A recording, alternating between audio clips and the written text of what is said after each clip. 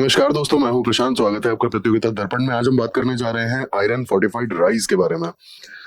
सबसे पहले न्यूज देख लेते हैं। रिसेंटली यूनियन फूड मिनिस्ट्री ने कुछ एलिगेशंस थे आयरन फोर्टिफाइड राइस के डिस्ट्रीब्यूशन को लेकर के, उन्हें डिसमिस किया है। ये आप द हिंदू का आर्टिकल देख सकते हैं। Congress questions Modi government for rolling out fortified rice under national food security act despite caution bye experts.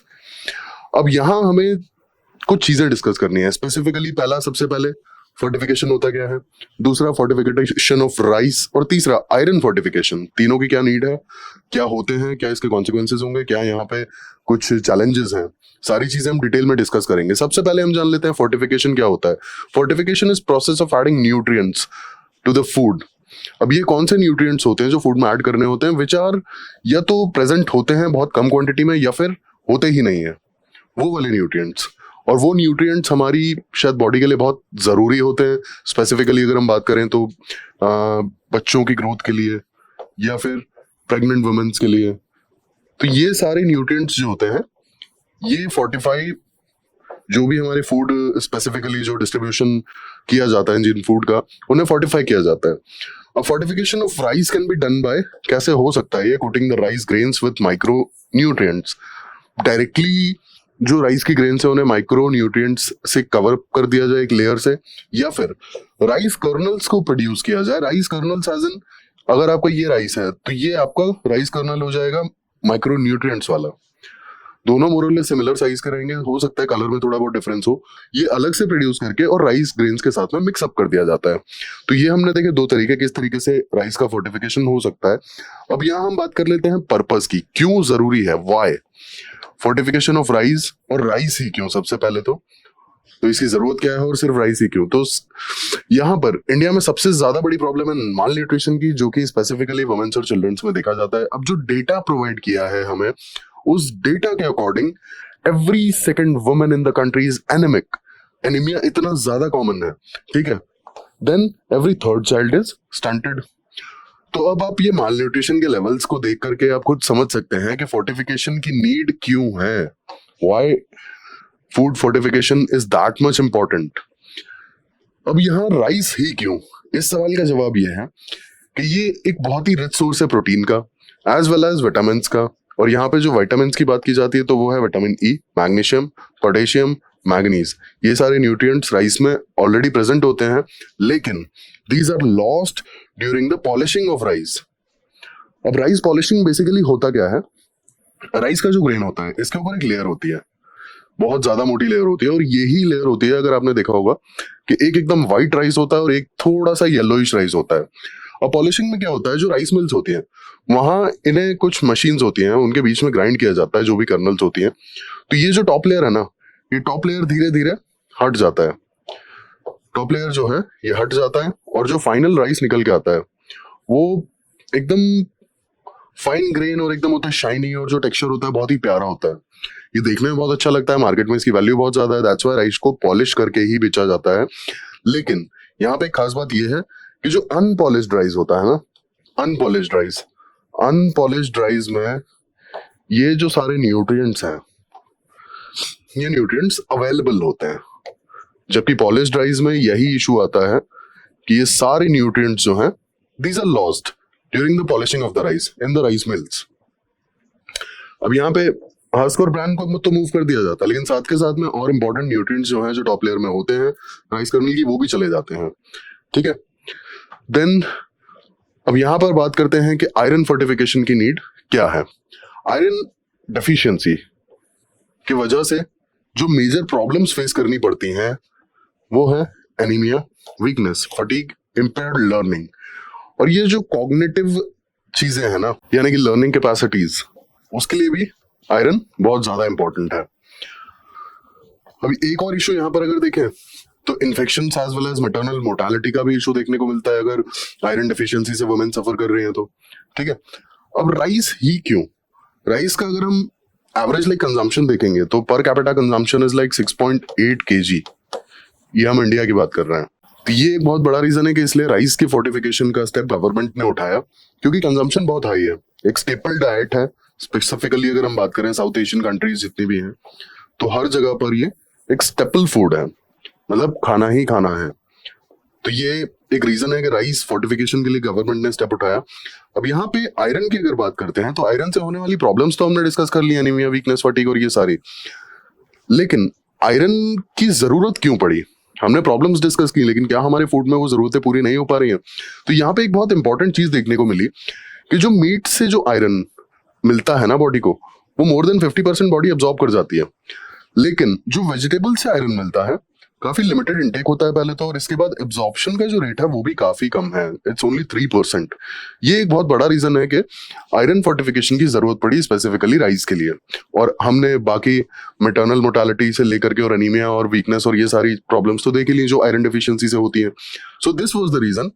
एक तो पर कैपिटा कंजम्पशन बहुत हाई है, और दूसरा कि वेजिटेबल से या फिर जो भी फूडिंग हैबिट्स हैं, जो भी डाइट्स हैं, उनसे आयरन की सप्लाई जो है बॉडी में, आयरन का इनटेक बेसिकली वो कंप्लीट नहीं हो पा रहा है, और ये सारे इश्यूज फेस करने पड़ रहे हैं।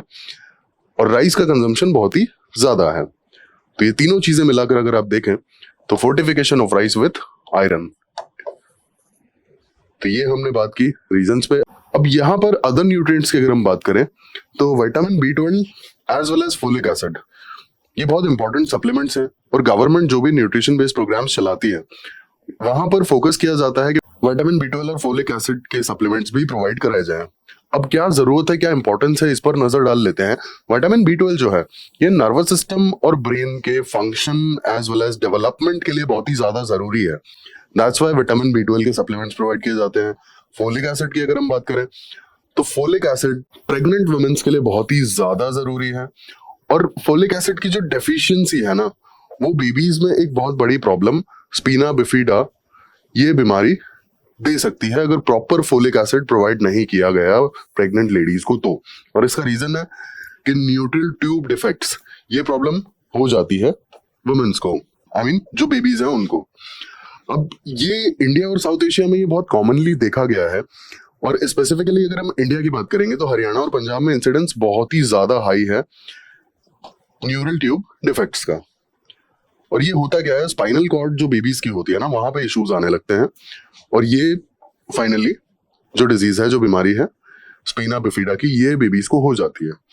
अब अगर हम यहाँ पर देखें साउथ एशिया, अफ्रीका, यहाँ पर न्यूरल ट्यूब डिफेक्ट्स की जो इंसिडेंस है वो सबसे हाई है, ऑलमोस्ट 4.7 to 9 per 1000। और अगर हम इसे डेवलप्ड वर्ल्ड से कंपेयर करेंगे तो it's even less than 1 per 1000। तो आप देख सकते हैं कितना सीरियस कंसर्न है ये। आइए आगे बढ़ते हैं। अब बेनिफिट्स की बात कर लेते हैं। राइस फोर्टिफिकेशन के जो बेनिफिट्स हैं वो क्या होंगे। अब WHO के अकॉर्डिंग अगर राइस को फोर्टिफाई कर दिया जाता है इंपॉर्टेंट न्यूट्रिएंट से, तो ये बहुत इफेक्टिव और बहुत इनएक्सपेंसिव स्ट्रैटेजी है, और ये बहुत इजीली डिलीवर की जा सकती है पब्लिक तक। और स्पेसिफिकली अगर आप देखेंगे जो भी सफर करने वाले हैं वो तो पुअर क्लास ही है ना,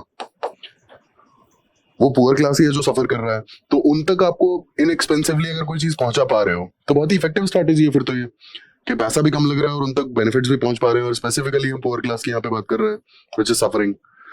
अब इसके बेनिफिट्स क्या होंगे आयरन फोर्टिफिकेशन के? Improved cognitive development. अब cognitive development basically it's about the development of the brain and its functions in detail. It's all about learning capabilities. Brain अगर ठीक से फंक्शन करेगा, childrens can learn more, they can learn effectively, otherwise उनके cognitive जो development है वो नहीं हो पाती है।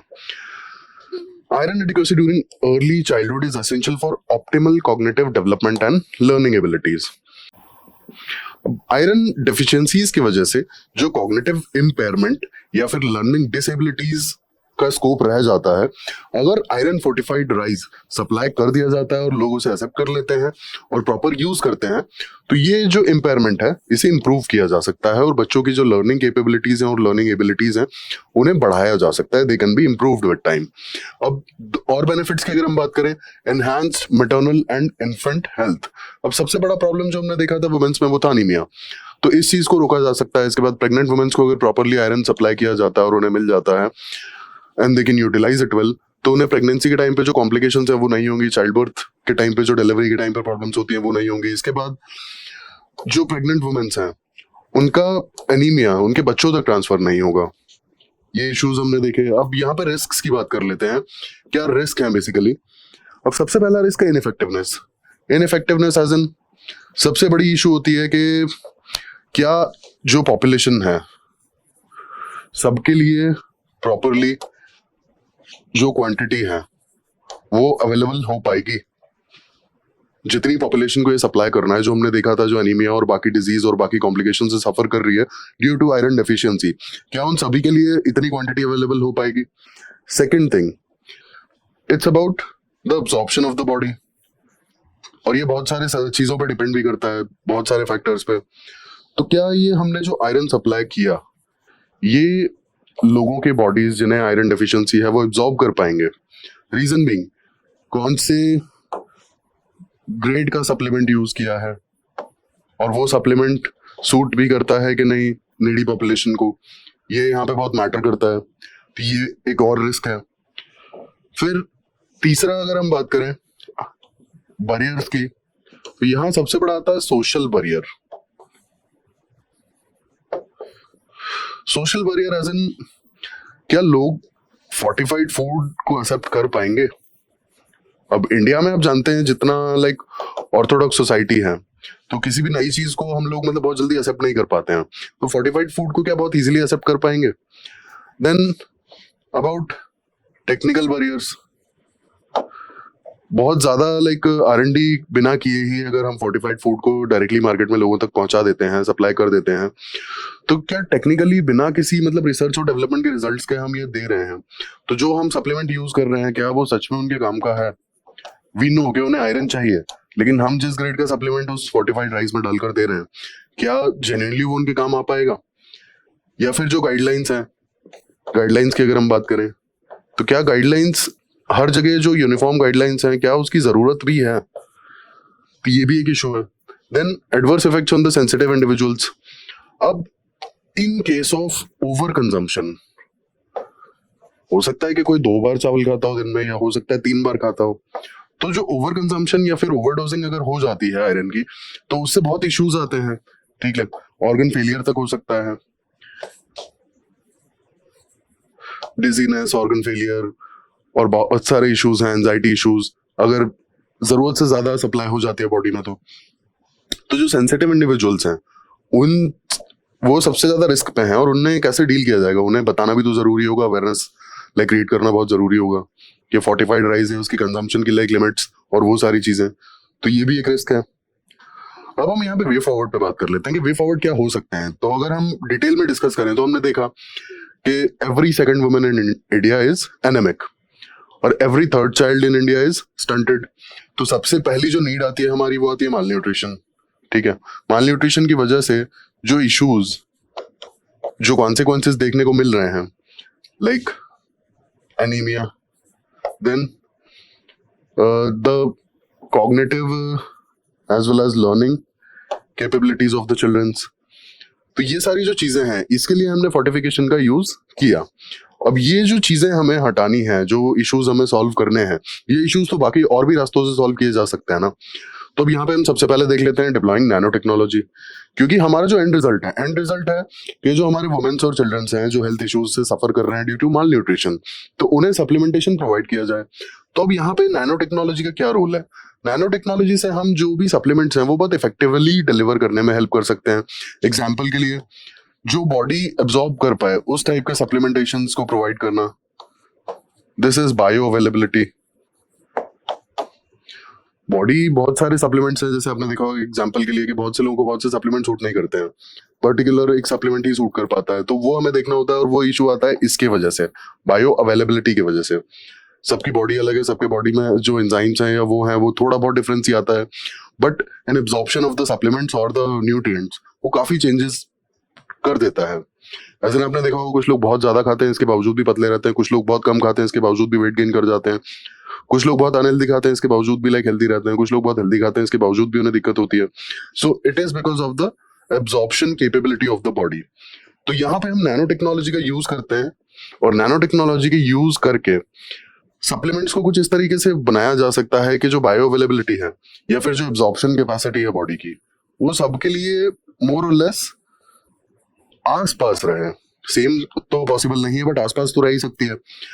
Then public private partnerships. अब ये जो एक चीज यहां मैं बताना चाहूंगा, ये जो सप्लीमेंट्स हैं ये कैप्सूल्स या टैब्स के फॉर्म में भी बनाए जा सकते हैं एज वेल एज पाउडर के फॉर्म में भी। Then public private partnership. Public private partnership यहाँ पे क्यों जरूरी है, क्योंकि कई बार गवर्नमेंट के जो एफर्ट्स हैं ये कम पड़ जाते हैं। Reason being reach. बहुत से जो हिंटरलैंड या फिर जो अलूफ से एरिया है वहां पे गवर्नमेंट का उतना रीच नहीं है। गवर्नमेंट सिस्टम और एडमिनिस्ट्रेटिव सिस्टम जो है यहाँ पे लोग क्योंकि अवेयर नहीं है तो कई बार पता भी नहीं होता। स्पेसिफिकली अगर हम बात करें तो ट्राइबल एरियाज की बात करें या फिर नक्सल अफेक्टेड एरियाज की हम बात करें या फिर हिली एरियाज की बात करें, तो यहाँ पे जो रीच बढ़ाने के लिए एनजीओज की हेल्प ली जा सकती है, प्राइवेट इंस्टीट्यूशंस की हेल्प ली जा सकती है, जिससे जो हमारी नीडी पॉपुलेशन है, फॉर एग्जांपल ट्राइबल्स या फिर नक्सल अफेक्टेड एरियाज में या फिर बहुत ही लाइक हिली रीजन्स में जो कि बहुत ज्यादा प्रॉपर्ली कनेक्टेड नहीं है, तो वहां के लिए हम पब्लिक प्राइवेट पार्टनरशिप्स का यूज कर सकते हैं। और ये जो न्यूट्रिशियस फूड्स हैं और जो भी हमारे गवर्नमेंट के एफर्ट्स हैं माल न्यूट्रिशन को दूर करने के लिए, तो हमारे नीडी पॉपुलेशन तक वो डिलीवर किए जा सकते हैं। Then lastly it's about research regarding the fooding habits, supplements, as well as the fortification related issues। अब फोर्टिफिकेशन में यहाँ पे दो बातें आती हैं। फोर्टिफिकेशन में अगर हम देखें तो रिसर्च इस चीज पे भी किया जा सकता है कि बायो फोर्टिफिकेशन कितना इफेक्टिव है। अब बेसिकली जब आप क्रॉप को लगाते हो और क्रॉप को आप कुछ इस तरीके से मॉडिफाई करके लगाते हो कि जो एंड रिजल्ट आपका क्रॉप निकलती है ना, जब आप हार्वेस्ट करते हो तो वो क्रॉप ही ऑटोमेटिकली न्यूट्रिशन क्वांटिटी ज्यादा होती है उसमें। That's highly nutritious. That's what is bio fortification.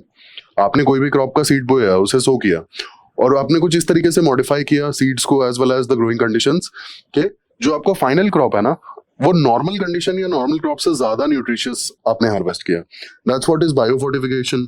अब बायो फोर्टिफिकेशन को अगर फूड फोर्टिफिकेशन से कंबाइन कर देते हैं तो जो हमारा फाइनल फूड होगा, सपोज कि ये नॉर्मल फूड से थोड़ा सा एक्स्ट्रा न्यूट्रिशियस तो है ही, साथ के साथ हमने इसमें जो भी जरूरी न्यूट्रिएंट्स हैं तो फूड फोर्टिफिकेशन कर दिया, it becomes like highly nutritious after that. तो जो माल न्यूट्रिशन के इश्यूज हैं उनसे फाइट करने के लिए bio fortification as well as food fortification दोनों का हेल्प लिया जा सकता है। और बायो फोर्टिफिकेशन के ऊपर रिसर्च बहुत ज्यादा जरूरी है कि किस तरीके से हम अपने फूड्स को या हमारी क्रॉप्स को एक्स्ट्रा न्यूट्रिशियस बना सकते हैं। जो एंड रिजल्ट निकले, जो हमारी फाइनल क्रॉप निकले, वो कंपैरेटिवली ज्यादा न्यूट्रिशियस होनी चाहिए। और उसमें हम अगर थोड़ा एडिशनल फूड फोर्टिफिकेशन करते हैं तो हमारा जो फाइनल क्रॉप निकल के आता है, final crop is much more nutritious, जो हमारी माल न्यूट्रिशन की क्रॉप्स को, माल न्यूट्रिशन की प्रॉब्लम्स को सॉल्व करते हैं। तो ये हमने डिस्कस किया आयरन फोर्टिफाइड फूड के बारे में, फोर्टिफिकेशन के बारे में, फूड फोर्टिफिकेशन के बारे में, आयरन की नीड के बारे में, सप्लीमेंट्स के बारे में, और क्या प्रॉब्लम्स आती हैं और कहाँ कहाँ पे माल न्यूट्रिशन के जो इश्यूज हैं उनसे रिलेटेड क्या इश्यूज आते हैं, क्या राइज होते हैं। ऐसे इन्फॉर्मेटिव वीडियोस के लिए हमारे साथ जुड़े रहिए। Thank you, thanks for watching.